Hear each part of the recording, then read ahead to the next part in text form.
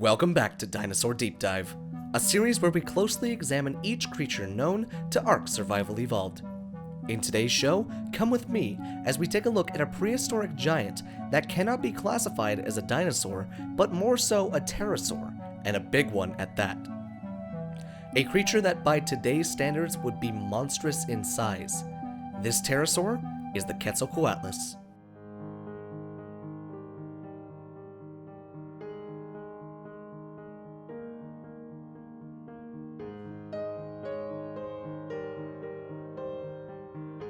The Quetzalcoatlus, or Quetzal for short, was once the largest flying animal ever found.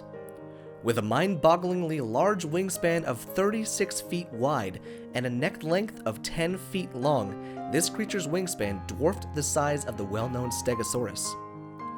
The Stego only had a length of 28 to 30 feet long, meaning the Quetzal could have been close to 10 feet longer than that of the Stego.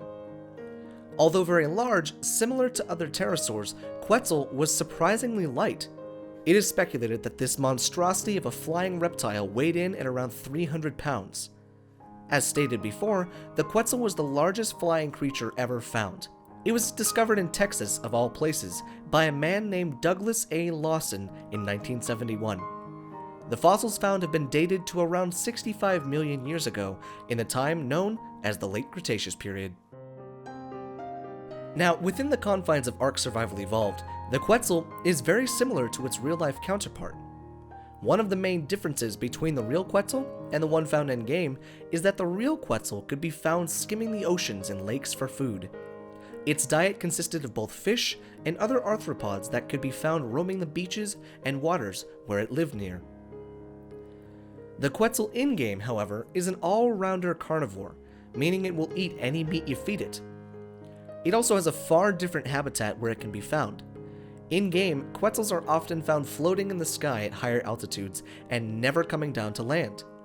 These behemoths of the air somehow don't eat when wild. Only when they become tame do they require food. Now, with the Quetzal's size comes a lot of very useful applications. The Quetzal is one of the only creatures on the Ark that is able to support a platform saddle on its back. What this means is that tribes can utilize the flat surface on the saddle to create mobile homes, flying fortresses, or even aerial support vehicles. This allows for the transportation of larger dinosaurs up to the T-Rex. The Quetzal is also the go-to creature for picking up large animals with its talons and feet. It can pick up the smallest of dinos from the meager dodo to the menacing Allosaurus and everything in between. This makes it a mandatory tame for any tribe or survivor that is looking to increase the amount of tamed dinosaurs at hand. So now that the Quetzal has had its feathers fluffed sufficiently, let's see what it takes to get your very own Quetzal.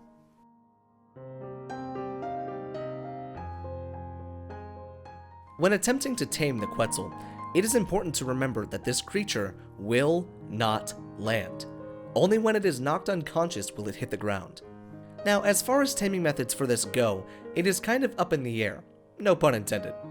The main way that I've been able to tame Quetzals is with the use of a griffin. However, because the griffin doesn't spawn on every map, the other technique I use is this. Here's what you'll need.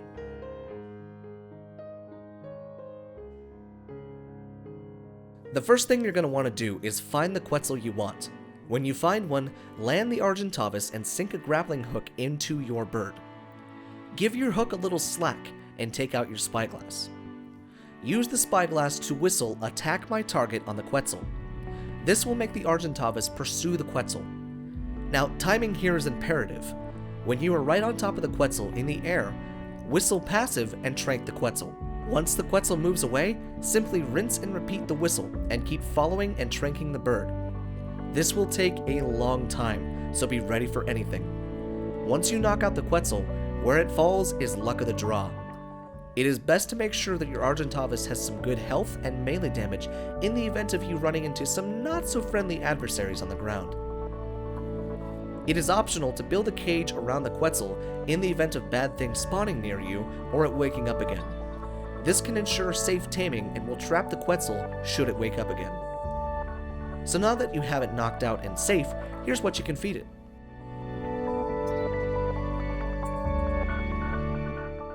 And now that you have your brand new Quetzal, let's review what exactly it can be used for. With the Quetzal's massive amount of weight it can carry, this makes it the perfect candidate for doing long-range metal runs and other heavy substances that would normally weigh down an Argentavis. Because it can support the platform saddle, it can be a mobile forge, fortress, house, etc. This makes it perfect in the event of moving bases, going on long-range metal runs, you name it, the Quetzal can probably do it. High-level Quetzals that are armed to the teeth with auto turrets, Plant Species X, and rocket turrets combined with high health and stamina can prove fatal to a lot of bases in PvP situations. And so there you have it. Everything you need to know about the Quetzalcoatlus.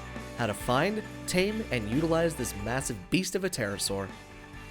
Now, I hope you've enjoyed today's episode of Dinosaur Deep Dive, and if you have, be sure to tune in Thursdays at 4 PM Eastern Standard Time for all new episodes featuring a new dinosaur every week.